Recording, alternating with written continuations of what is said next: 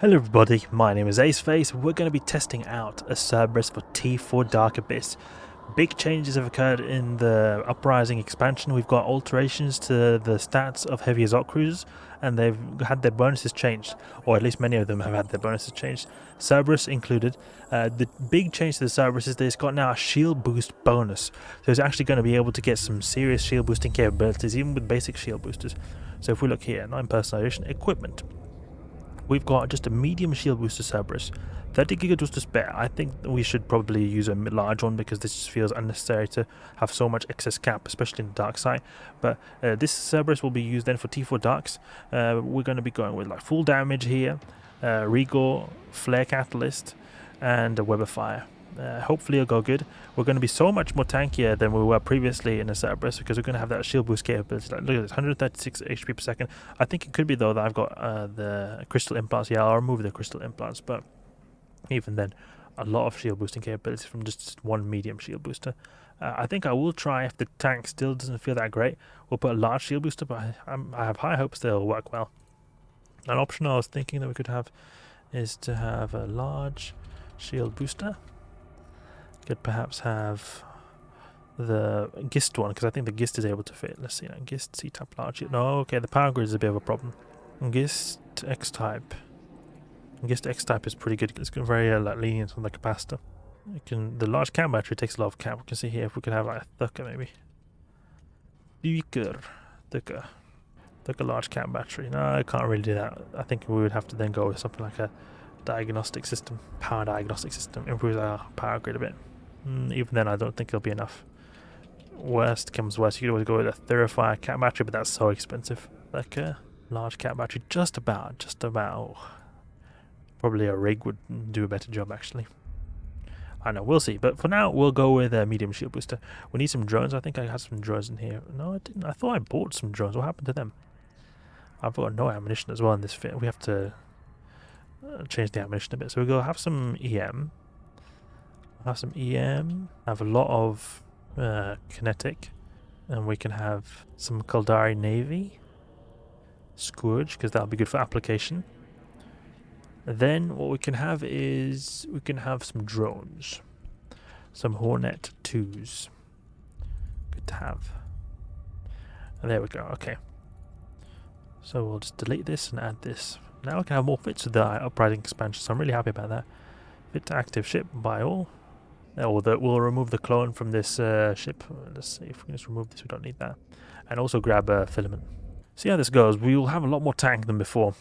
It's just annoying though that with the amount of mid slots the Cerberus has, it's very difficult to get it to fly really well. Because it's like you got a Webifier, which is like really necessary for these dark sites. Then you got a large cam battery, an afterburner, and then you've not got much more slots to spend on with your ship. The only way would be to make it have a really good tank is to remove this Webifier and put maybe a Multispectrum shield hardener. And then you somehow go without any web, but it's going to be a very difficult time to apply anything in these kind of sites with this kind of fit. So I'm not sure how you would do it. Probably have to use high grade Hydras maybe, but then it's not really so cheap anymore. May as well go for a higher tier then.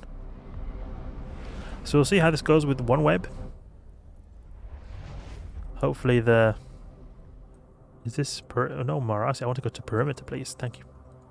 Hopefully the tank will be enough. So cool docking animation we've got at this new expansion. Okay, let's swap the clones. So we have to fly out a few systems. I just added a bunch of like 0.6 systems to be able to run these high tier T4s without getting a suspect timer, because if you run T4s in 0.7 or higher, then you'll actually get suspect timer. It is a change of this expansion to make Abyssal running a bit more difficult when you're in higher tiers. So now we can probably run them in Itamo actually. It's a 0.7. No, 0.7 is a bit too high, I think. I think we can only run T4 in... Okay, no, actually we can do 0.7. Let's do that in 0.7. So it's not 0.7 and up, you can't run T4s to 0.8 and up actually. That's cool. T4s actually don't give as much loot as they used to do as well, compared to how they did a few years ago.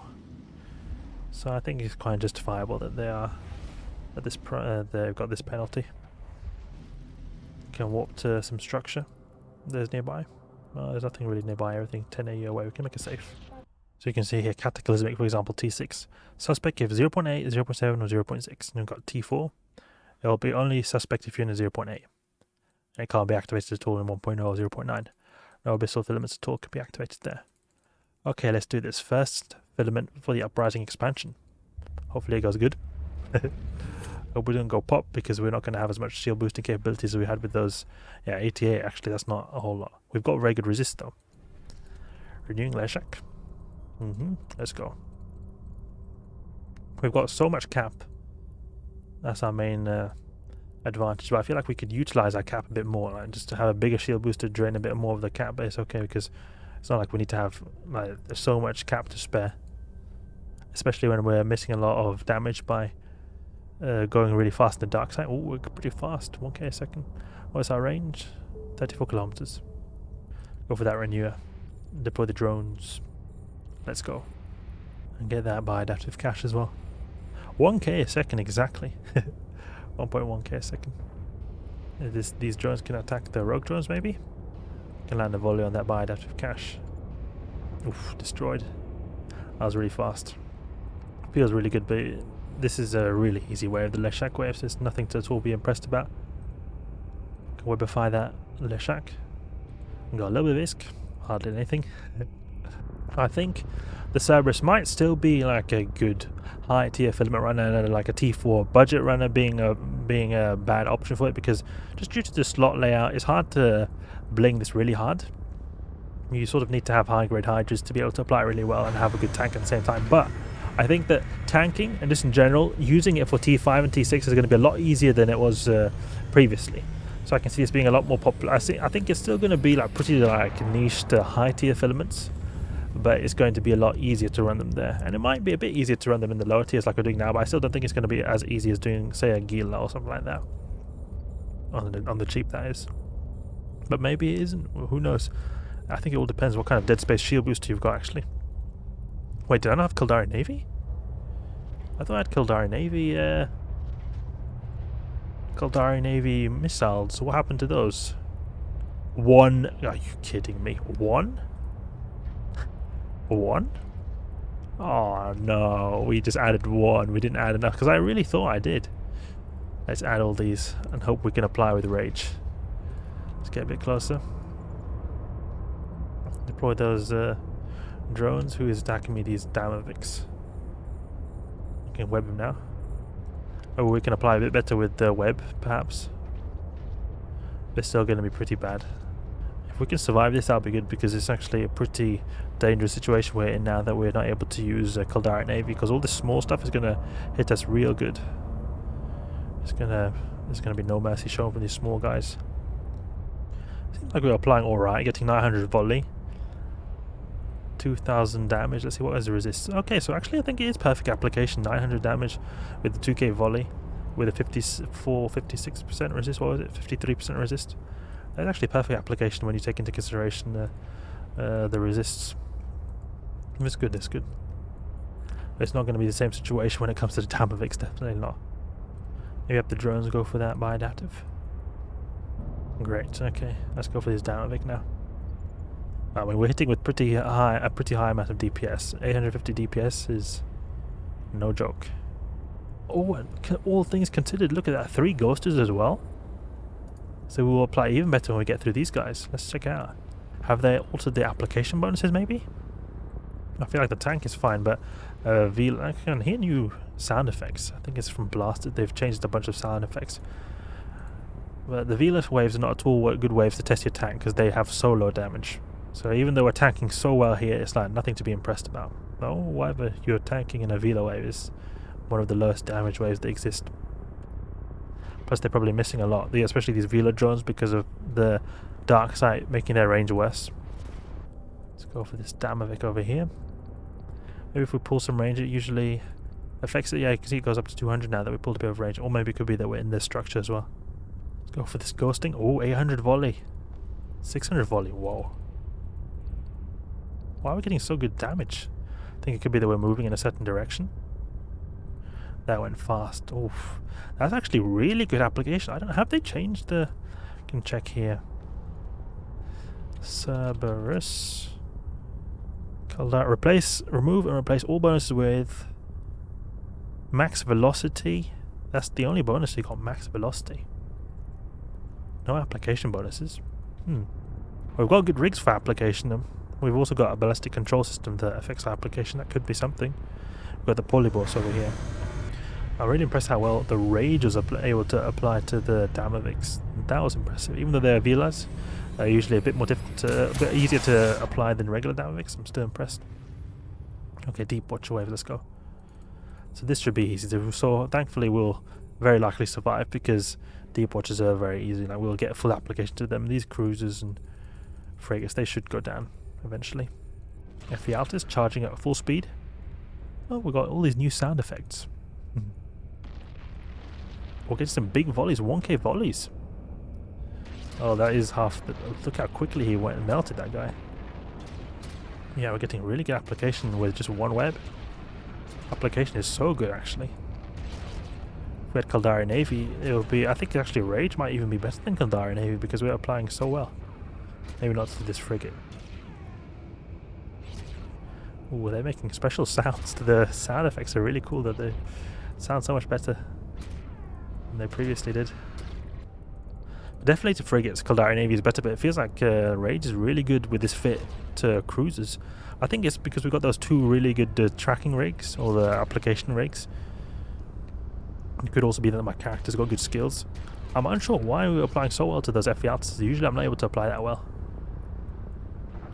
Let's take out these deep watchers. That was fast. Look at that. Finished the T4 under 10 minutes.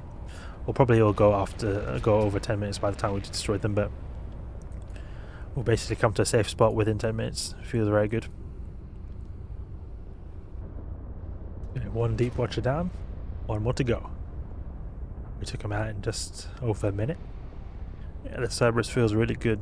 I mean, these waves we've encountered are not particularly tank challenging waves, so it'll be interesting to do more tests to see how we can challenge the Cerberus in terms of a tank, but so far it's looking very promising. This ship is very gankable. 12k EHP is tiny. Such a tiny amount of EHP it's got. Take out that deep watcher. Come on, any second now. Okay. Approach this and real cool drones. Let's see if we get any ganks. Which probably shouldn't get any ganks, but who knows, it could be that there's a bunch of hit squads going around looking at the adjacent systems to Jita. They're like 0.7 and below. Okay, no gankers. Great. And I think there's just generally speaking a lot fewer gankers now as well because of the increased penalties and removal of alpha clones from ganking HiSec. So that's great. It felt good. Tank maybe could be better. I feel like based on the numbers it could be better, but it's still got some decent. Like the 88. Let's just calculate real quick. What kind of HP per second have we got? 30 plus 86 plus 79 plus 65 divided by 4. 65% resists on average. 88 divided by 0.35. 251 per second EHP tank. Okay, so it's not a whole lot of tank actually. I think dual multispectrum with a large shield booster would make this a rock solid tank. But at the same time, it's not too bad of a tank for Dark Sides. Dark Sides, you don't need to have so much tank. So I think it'll be alright. We'll have to do more testing to find out for sure how well this fit does. But my guess is we'll have to upgrade the tank slightly based on the numbers. We'll see. It's interesting times ahead for Abyss runners. New ships to fly, finally. New ships to test out, new ships to experiment. Maybe new optimal ships as well over the Gila. We'll see. We'll see. Anyway, I hope you guys enjoyed the video. If you did, please leave a like and subscribe. I'll catch you guys later.